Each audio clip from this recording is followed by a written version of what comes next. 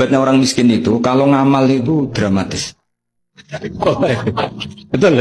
Jadi makanya kenapa Nabi suka orang miskin. Terus saya pernah ditanya, saya ini punya teman yang kaya raya.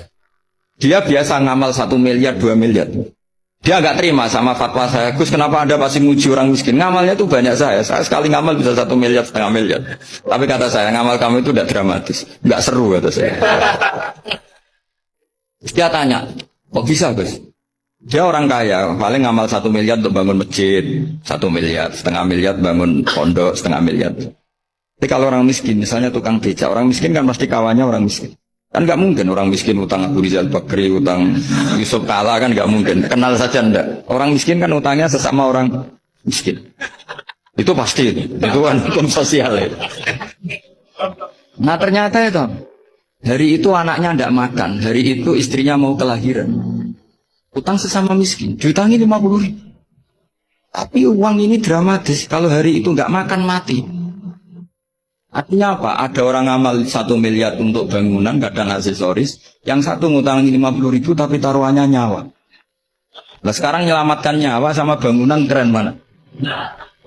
Maka berbahagialah orang miskin. Karena komunitas mereka ini utang piutang urusan apa? Jadi ini lebih dramatis ya. Lebih dramatis. Lebih keren.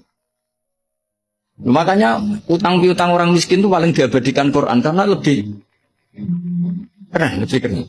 Kalau sering kan dengar cerita mereka orang itu meri. Kayak cerita yang diabadikan Quran itu, wa yusiruna ala anfusihim wa kana bihim khassas. Itu Nabi mengumumkan saya punya tamu tapi hari ini saya tidak bisa hormat tamu. Ada sahabat yang usul saya Rasulullah. Perlu dicatat dulu di Arab tuh nggak ada warung, nggak ada GoFood, nggak bisa kamu pesen online terus. Oh nih nanti delivery gitu nggak bisa. Nah terus akhirnya datang ke rumahnya, datang istri saya ada makanan, tidak ada hanya untuk jatahnya bayi. Ya sudah, bayinya kamu tidurkan supaya jatah itu dimakan tamunya Rasulullah. Tapi kan jatahnya orang satu, tamunya kan malu kalau nggak ada yang nemanin. Terus ya sudah lampunya dimatiin, pura-pura kamu nemanin.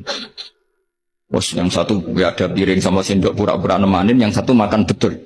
Itu diabadikan Quran. Karena apa? Dramatis gitu.